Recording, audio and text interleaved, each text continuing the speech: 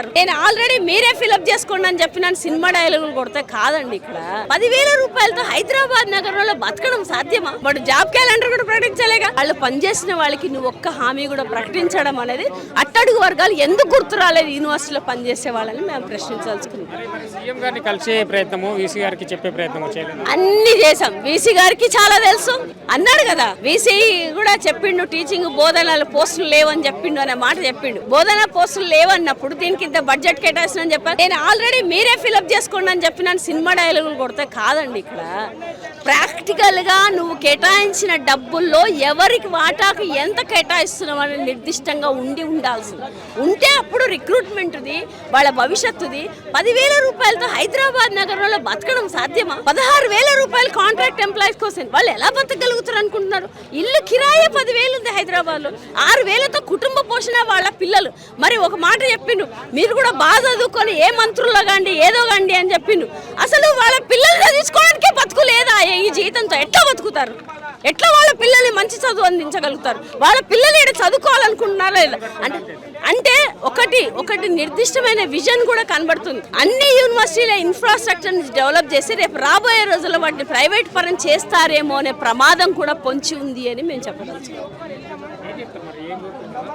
అందుకని మేము ఏ డిమాండ్స్ మీద అయితే గత 10 రోజుల నుంచి ఆందోళన చేస్తున్నామో, టీచింగ్లో నాన్ టీచింగ్లో హాస్టల్స్లో పనిచేసే సిబ్బందిని కాంట్రాక్ట్ ఎంప్లాయీస్ని రెగ్యులరైజ్ చేయాలి. టైం స్కేల్లో పనిచేస్తున్న వాళ్ళని పార్ట్ టైమర్స్ని కూడా రెగ్యులరైజ్ చేయాలి.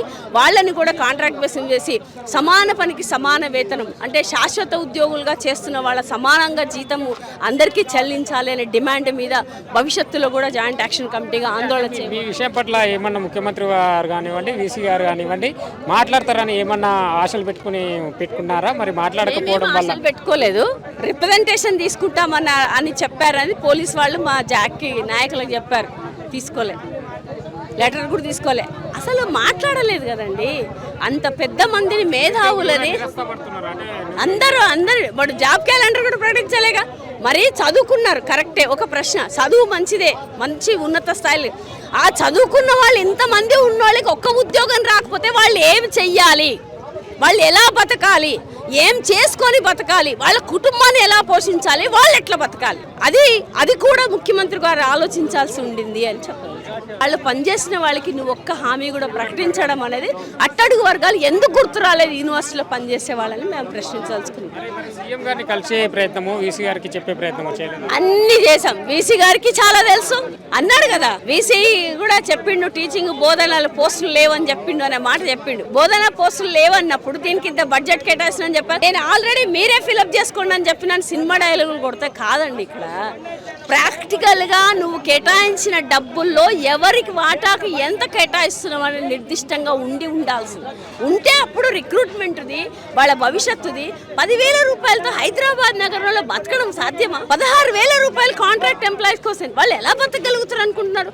ఇల్లు కిరాయి 10,000 ఉంది హైదరాబాద్ లో. 6,000తో కుటుంబ పోషణ వాళ్ళ పిల్లలు. మరి ఒక మాట చెప్పిండు, మీరు కూడా బాగా చదువుకొని ఏ మంత్రుల్లో కాండి ఏదో కాండి అని చెప్పిండు. అసలు వాళ్ళ పిల్లలు చదువుకోవడానికే బతుకు లేదా? ఈ జీతంతో ఎట్లా బతుకుతారు?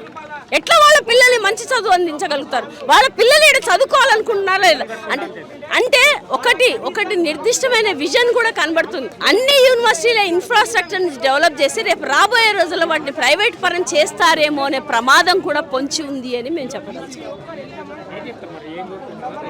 అందుకని మేము ఏ డిమాండ్స్ మీద అయితే గత 10 రోజుల నుంచి ఆందోళన చేస్తున్నామో, టీచింగ్లో నాన్ టీచింగ్లో హాస్టల్స్లో పనిచేసే సిబ్బందిని కాంట్రాక్ట్ ఎంప్లాయీస్ని రెగ్యులరైజ్ చేయాలి. టైం స్కేల్లో పనిచేస్తున్న వాళ్ళని పార్ట్ టైమర్స్ని కూడా రెగ్యులరైజ్ చేయాలి.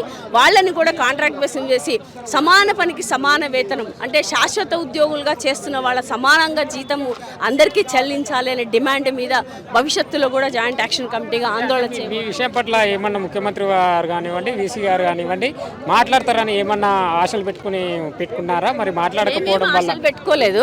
రిప్రజెంటేషన్ తీసుకుంటామని చెప్పారని పోలీస్ వాళ్ళు మా జాక్కి నాయకులకు చెప్పారు. తీసుకోలేదు, లెటర్ కూడా తీసుకోలే. అసలు మాట్లాడలేదు కదండి. అంత పెద్ద మందిని మేధావులని అందరూ వాడు జాబ్ క్యాలెండర్ కూడా ప్రకటించలేగా. మరి చదువుకున్నారు కరెక్టే. ఒక ప్రశ్న, చదువు మంచిదే, మంచి ఉన్నత స్థాయిలో. ఆ చదువుకున్న వాళ్ళు ఇంతమంది ఉన్న వాళ్ళకి ఒక్క ఉద్యోగం రాకపోతే వాళ్ళు ఏమి చెయ్యాలి? వాళ్ళు ఎలా బతకాలి, ఏం చేసుకొని బతకాలి, వాళ్ళ కుటుంబాన్ని ఎలా పోషించాలి, వాళ్ళు ఎట్లా బతకాలి, అది కూడా ముఖ్యమంత్రి గారు ఆలోచించాల్సి ఉండింది అని చెప్పాలి.